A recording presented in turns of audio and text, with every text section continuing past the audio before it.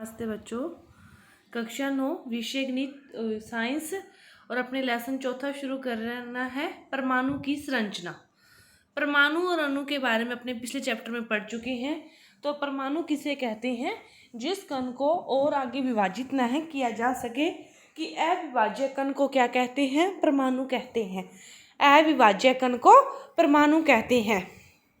अपने इसको समझा था पूरी अच्छी तरह से, और उसके आगे अपने अब समझते हैं परमाणु की संरचना। तो अध्याय 3 में अपने पढ़े हैं पदार्थ है वो परमाणुओं और अणुओं से मिलकर बना होता है कि सबसे छोटी इकाई क्या होती है? परमाणु होती है। और विभिन्न प्रकार के पदार्थों का अस्तित्व उन परमाणुओं के कारण होता है जिनसे वे बने होते हैं। तो किसी एक तत्व का परमाणु दूसरे तत्व के परमाणुओं से भिन्न क्यों होता है? अब आगे के जो क्वेश्चन है उनके बारे में अपने इस चैप्टर में जानेंगे कि कोई भी एक तत्व है उसका परमाणु है दूसरे तत्व का परमाणु है, दोनों भिन्न क्यों होते हैं, और क्या परमाणु वास्तव में अविभाज्य है जैसा कि डाल्टन ने प्रतिपादित किया था। डाल्टन ने यही कहा था कि हम किसी पदार्थ को तोड़ते जाएं लास्ट तक जहाँ तक अपने पहुँच जाएं कि जिससे आगे वो और नहीं विभाजित होगा उसे ही क्या कहते हैं? परमाणु कहते हैं। तो क्या वास्तव में जो डाल्टन ने कहा था वह सत्य है या नहीं है, इसके बारे में अपने इसमें जानेंगे सारा इसी पाठ में। तो 19वीं शताब्दी के अंत में वैज्ञानिकों के समक्ष सबसे बड़ी चुनौती यही थी कि परमाणु की संरचना क्या है और उसके गुणों के बारे में, गुण क्या है, इसी के बारे में पता लगाना सबसे बड़ी चुनौती थी 19वीं शताब्दी के अंत तक वैज्ञानिकों के पास। परमाणु की संरचना को अनेक प्रयोगों के आधार पर समझाया गया। तो देखो, उससे पहले अपने क्या पढ़ते हैं? पदार्थों में आवेशित कण होते हैं। आपने देखा होगा कि आप कंघे को थोड़ी देर रगड़ने के बाद आप क्या करो, छोटे छोटे कणों के पास, कागज के छोटे छोटे टुकड़ों के पास उस कंघे को लेके जाते हो तो क्या होता है? वो कंघा उनको अपनी ओर आकर्षित कर लेता है। वो जो छोटे छोटे कागज के टुकड़े होंगे वो क्या हो जाते हैं? उस कंघे की तरफ चिपक जाते हैं। इसी तरह आपने रेशम के कपड़ों को एक दूसरे से थोड़ा सा रगड़ते हो तो आप क्या देखते हो? उनमें रगड़ उत्पन्न होती है, उनमें कट कट की आवाज़ आती है, उनमें चमक उत्पन्न होती है। तो ये क्यों उत्पन्न होती है? क्योंकि उनमें क्या पाए जाते हैं? आवेश पाए जाते हैं। कि दोनों में जैसे समान समान आवेश होते हैं तो प्रतिकर्षित करते हैं, और विपरीत होते हैं तो आकर्षित करते हैं। तो कंघे और कागज में तो क्या होंगे? फिर विपरीत आवेश होंगे, क्योंकि वे क्या करेंगे? एक दूसरे को आकर्षित करेंगे। तो ये क्या निष्कर्ष निकलता है इन प्रयोगों के आधार पर कि इनमें क्या पाए जाते हैं? आवेश पाए जाते हैं। फिर क्या है कि 19वीं शताब्दी तक पहले तो सभी को ये था कि बस इतने ही उनको परमाणु की परिभाषा के बारे में ही पता था, पूरी उसकी संरचना और गुणों के बारे में पता नहीं था। तो देखो आगे अपने पढ़ते हैं कि 19वीं शताब्दी तक यह जान लिया गया था कि जो परमाणु है ये साधारण है और अविभाज्य कण नहीं है, बल्कि इसमें कम से कम एक अपरमाणु कण इलेक्ट्रॉन विद्यमान होता है, कि यह अविभाज्य कण नहीं है कि इसको और आगे तोड़ा जा सकता है, इसमें एक और कण विद्यमान है, इलेक्ट्रॉन विद्यमान है। फिर ये जाना गया। इसका पता किसने लगाया? जे टॉमसन ने लगाया। इलेक्ट्रॉन के संबंध में जानकारी प्राप्त करने वाले जो पहले वैज्ञानिक थे ई गोल्डस्टीन थे। ई गोल्डस्टीन ने क्या किया? 1886 ईस्वी में एक नए विकिरण की खोज की जिसे केनाल रे कहा गया, और ये जो किरणें होती है ये धनावेशित विकिरणें थी, जिसके कारण अंततः दूसरे अपरमाणु कणों की खोज हुई। फिर इनको क्या नाम दे दिया गया? बाद में प्रोटॉन नाम दे दिया गया। इलेक्ट्रॉन को ई से रिप्रेजेंट करते हैं, प्रोटॉन को पी से। इलेक्ट्रॉन पर ऋण आवेश होता है और प्रोटॉन पर धन आवेश होता है। तो प्रोटॉन की खोज किसने की? ई गोल्डस्टीन ने की। 1886 में टॉमसन ने इलेक्ट्रॉन के बारे में बताया। अब जो इनका द्रव्यमान होता है वो इलेक्ट्रॉनों की अपेक्षा 2000 गुना अधिक होता है। जो प्रोटॉन का द्रव्यमान होता है वो क्या होता है? इलेक्ट्रॉन के द्रव्यमान से 2000 गुना ज़्यादा होता है। जो आवेश है इलेक्ट्रॉन पर ऋण आवेश है, तो प्रोटॉन पर उसका विपरीत आवेश है। वो आवेश की बात तो समझ में आ गई होगी, लेकिन जो इनका द्रव्यमान होता है इलेक्ट्रॉन का वो प्रोटॉन की अपेक्षा क्या होता है? प्रोटॉन का द्रव्यमान इलेक्ट्रॉन की अपेक्षा 2000 गुना अधिक होता है। उनको नाम दिया प्रोटॉन। सामान्यतः इलेक्ट्रॉन को किस से लिखते हैं? ई माइनस से लिखते हैं, और प्रोटॉन को किस से लिखते हैं? पी प्लस से, क्योंकि प्रोटॉन पर कौन सा आवेश होता है?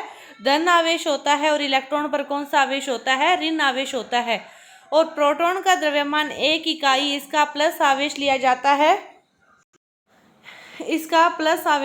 जाता है, इलेक्ट्रॉन का द्रव्यमान नगण्य हो और इसका आवेश क्या माना जाता है, -1 माना जाता है। इलेक्ट्रॉन को E से, प्रोटॉन को P से, प्रोटॉन पर धन आवेश और इलेक्ट्रॉन पर ऋण आवेश होता है। द्रव्यमान प्रोटॉन का इलेक्ट्रॉन से 2000 गुना ज़्यादा होता है। इसके बाद जो अपना मेन पार्ट है उसकी टॉपिक पर आते हैं, परमाणु की संरचना। डाल्टन का जो परमाणु सिद्धांत था इसके बारे में अपने पढ़ा, जिसके अनुसार परमाणु क्या होती हैं, अविभाज्य होती हैं, अविनाशी थे। लेकिन परमाणु के फिर भीतर 2 कण और आ गए, तो इसका अर्थ है ये आगे विभाजित हैं। उन 2 कणों को क्या नाम दे दिया, इलेक्ट्रॉन व प्रोटॉन। 2 नाम मिल गए अपने को कि परमाणु के अंदर 2 चीजें और पाई जाती है, 2 कण और पाए जाते हैं, एक ऋण आवेशित कण, एक धनावेशित कण। एक का नाम इलेक्ट्रॉन है और दूसरे का नाम क्या है, प्रोटॉन है। तो खोज ने फिर डाल्टन का जो परमाणु सिद्धांत था उसकी धारणा को क्या कर दिया, गलत साबित कर दिया। क्यों गलत साबित कर दिया, क्योंकि डाल्टन ने क्या कहा था कि परमाणु अविभाज्य कण है, इसको और आगे विभाजित नहीं किया जा सकता। लेकिन इनकी धारणा के अनुसार फिर इसको आगे विभाजित किया जा सकता है, तो ये गलत स्थापित हो गए। इसके बाद विभिन्न प्रकार के जो मॉडल आए, तो अब देखो सबसे पहले देखते हैं कि थॉमसन का परमाणु मॉडल क्या है। कि थॉमसन ने परमाणुओं की संरचना से संबंधित एक मॉडल प्रस्तुत किया। थॉमसन ने क्या कहा कि जो इसका मॉडल को समझने के लिए आप समझ सकते हो तरबूज की भांति, कि जो तरबूज होता है उसमें जो रेड कलर का पार्ट होता है वो, तो इसने कहा कि धनावेश है उसमें, मतलब आप समझ सकते हो धनावेश या ऋणावेश। मतलब रेड कलर का पार्ट एक इलेक्ट्रॉन को मानो तो उसके अंदर जो प्रोटॉन को मानो तो उसके अंदर जो काले बीज हैं वो क्या है, इलेक्ट्रॉन है। कि तरबूज के अंदर क्या होता है, रेड कलर का पार्ट होता है, उसके अंदर काले रंग के बीज होते हैं। तो इसने कहा कि जो रेड कलर का पार्ट धनावेश है तो उसके अंदर जो बीज हैं वो क्या है, ऋण आवेश हैं। इस प्रकार ही परमाणु की संरचना होती है। थॉमसन के परमाणु मॉडल को क्रिसमस केक की तरह भी कहा और इसने तरबूज की भांति भी कहा। तो तरबूज का उदाहरण लेके कि धन आवेश हैं वो तरबूज का खाने वाला भाग और जो बीज हैं वो क्या है, ऋण आवेश हैं। तो ऐसा माना गया कि परमाणु प्रोटॉन और इलेक्ट्रॉन से बने हैं जो परस्पर आवेशों को संतुलित करता है। उसने क्या कहा कि जितना इसमें धनावेश है मतलब उतना ही इसमें ऋण आवेश हैं जो एक दूसरे को काट देते हैं, नष्ट हो जाते हैं और ओवरऑल वो क्या हो जाता है, परमाणु उदासीन हो जाता है, जो परस्पर आवेशों को क्या कर देते हैं, संतुलित करते हैं। और यह भी प्रतीत हुआ कि जो प्रोटॉन हैं वो परमाणु के सबसे भीतरी भाग में होते हैं और इलेक्ट्रॉन को आसानी से निकाला जा सकता है, लेकिन प्रोटॉन को नहीं। ये भी थॉमसन ने ही बता दिया था कि प्रोटॉन को आसानी से निकाला नहीं जाता, ये बिल्कुल भीतरी भाग में होते हैं और इलेक्ट्रॉनों को आसानी से निकाला जा सकता है। अब सबसे बड़ा प्रश्न यह था कि ये जो कण हैं वो परमाणु की संरचना किस प्रकार करते हैं। हमें इस प्रश्न का उत्तर अपने को नहीं मिला कि भी यदि किसी कण में तो इसमें आवेश होगा या नहीं। भी किसी परमाणु में एक इलेक्ट्रॉन है, एक प्रोटॉन है, एक ही इलेक्ट्रॉन है और एक ही प्रोटॉन है, तो क्या उसमें आवेश होगा या नहीं।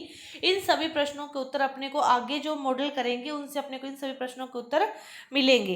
तो देखो परमाणु की जो संरचना है इसमें तरबूज की भांति ये चीज़ अपने पढ़ ली। अपने थॉमसन विज्ञानी के बारे में जानते हैं कि जो थॉमसन है इसका जो जन्म है वो 18 दिसंबर 1856 को हुआ, मैनचेस्टर के किचम हिल क्षेत्र में हुआ था। और इलेक्ट्रॉन की खोज के कारण 1906 में इनको भौतिक शास्त्र में नोबेल पुरस्कार प्राप्त हुआ था। 1906 ईस्वी में इलेक्ट्रॉन की खोज के कारण। और कैम्ब्रिज में ये कैम्ब्रिज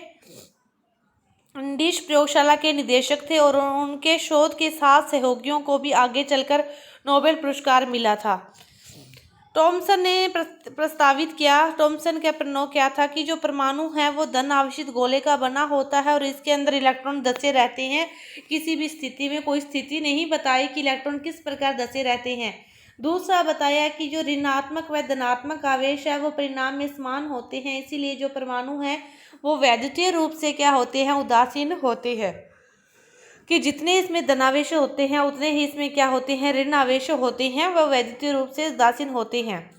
यद्यपि थॉमसन के मॉडल से परमाणु के उदासीन होने की व्याख्या होगी, किंतु दूसरे वैज्ञानिकों ने प्रयोग किए और उन्हें इस मॉडल के द्वारा समझाया नहीं जा सका। दूसरे वैज्ञानिकों ने जो भी प्रयोग किए उनके द्वारा इस मॉडल को समझाया नहीं जा सका, तो इसीलिए आगे और मॉडलों की आवश्यकता पड़ी।